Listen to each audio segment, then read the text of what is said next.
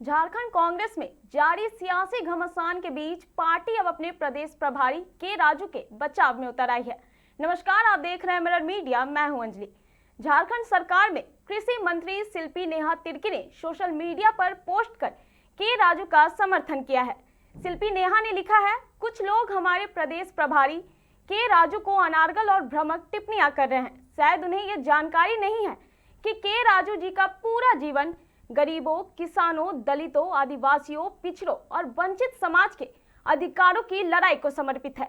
ये पोस्ट हाल ही में राज्यसभा चुनाव को लेकर उठे विवाद के बाद आया है, जिसमें के राजू पर कुछ सवाल खड़े किए जा रहे थे। कांग्रेस पार्टी के राजू को मजबूती से सपोर्ट करते हुए उनके लंबे संघर्ष को याद दिला रही है।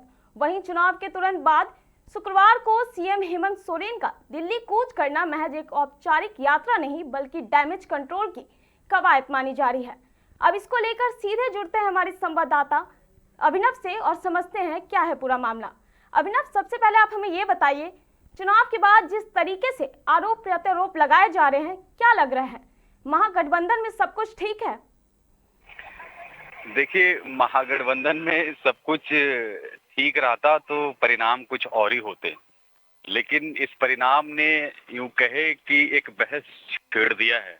आप देखिए कि महागठबंधन में क्या चल रहा है। एक तरफ कांग्रेस और आरजेडी आमने सामने पूरी तरह से दिखाई दे रहा है। आप देखिए कि बयानबाजी की जो सीमा है वो कहां तक पहुंच गई है, बातें गद्दार तक पहुंच गई हैं।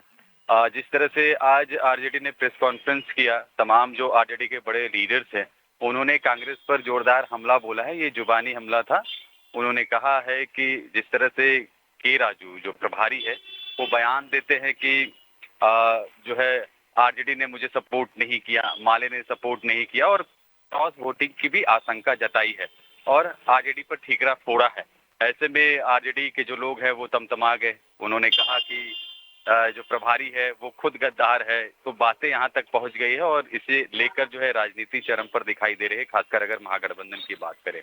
चुनाव के समीकरण जैसे ही बदले और जो प्रत्याशी प्रणब झा जो बनाए गए थे कांग्रेस के उम्मीदवार, उसके हार के बाद तमाम तरह की बयानबाजी अब देखने को मिल रही है।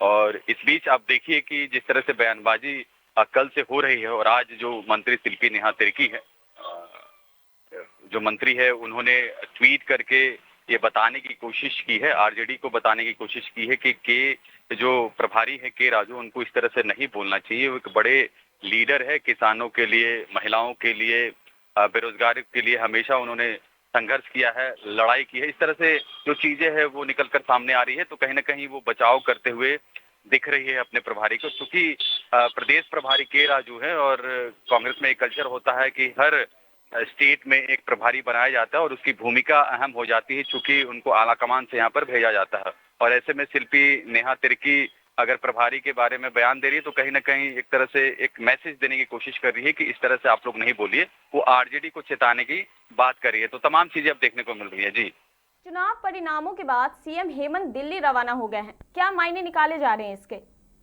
देखिए, मुख्यमंत्री हेमंत सोरेन दिल्ली गए हैं और आज ही दिल्ली गए हैं, चूंकि परिणाम आ गए हैं और महागठबंधन में तरह तरह की चर्चाएं चल रही है। चूंकि सवाल उठ रहे हैं कि उनके पास काउंटिंग पूरी थी, यानी कि जो आंकड़ा चाहिए था दोनों सीटों के लिए, यानी कि 2 राज्यसभा के सीट जिताने के लिए 56 के आंकड़े चाहिए थे, 28-28, वो महागठबंधन के पास थे। उसके बावजूद भी महागठबंधन हारता है, उसका एक प्रत्याशी हारता है।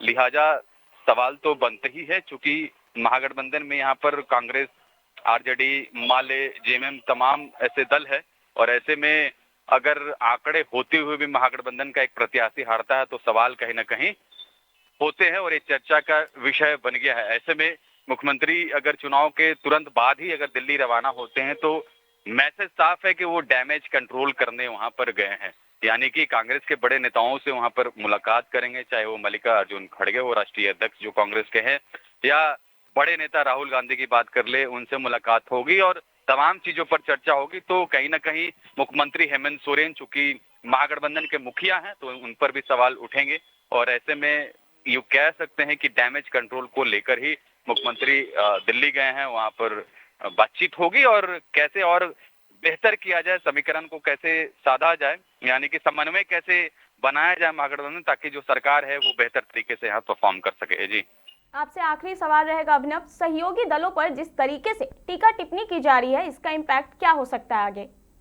देखिए, इम्पैक्ट सीधा है कि भाई आप सरकार में हैं और अगर बयानबाजी होती है तो जनता के बीच में क्या मैसेज जाएगा, और आपके विपक्षी जो लोग हैं वो तो मजे लेंगे ही। सीधी सी बात है, अगर किसी महागठबंधन के अलग अलग घटक दलों में इस तरह से रोष देखने को मिलता है, बयानबाजी देखने को मिलती है, हाँ, तीखा आरोप प्रत्यारोप चलता है, तो मजे कौन लेगा? मजे तो विपक्ष लेगा। वो तो बोलेगा कि देखिए भाई किस तरह से महागठबंधन में रार मची हुई है, आप जनता ने सरकार को चुना था जिसमें अब आरजेडी है, कांग्रेस है, माले है, और देखिए किस तरह से जो है ये लोग आपस में लड़े हुए हैं।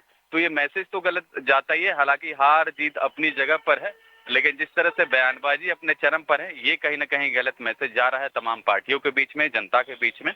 अब आगे क्या कुछ होता है, किस तरह से इस चीजों को मैनेज करना होगा, ये अब देखने वाली बात होगी। जी, बहुत धन्यवाद अभिनव इस जानकारी के लिए। फिलहाल राज्यसभा चुनाव के बाद झारखंड की सियासत में उठे सवाल और बयानबाजी ने महागठबंधन के भीतर सब कुछ सामान्य होने के दावों पर चर्चा तेज कर दी है। के राजू के समर्थन में कांग्रेस नेताओं के खुलकर सामने आने और मुख्यमंत्री हेमंत सोरेन के दिल्ली दौरे को राजनीतिक गलियारों में कई मायनों से देखा जा रहा है। अब निगाहें इस बात पर टिकी है कि क्या यह विवाद यहीं थमेगा या आने वाले दिनों में महागठबंधन के भीतर की खींचतान और खुलकर सामने आएगी। फिलहाल इस खबर में इतना ही। ऐसी तमाम खबरों के लिए बने रहे मिरर मीडिया के साथ।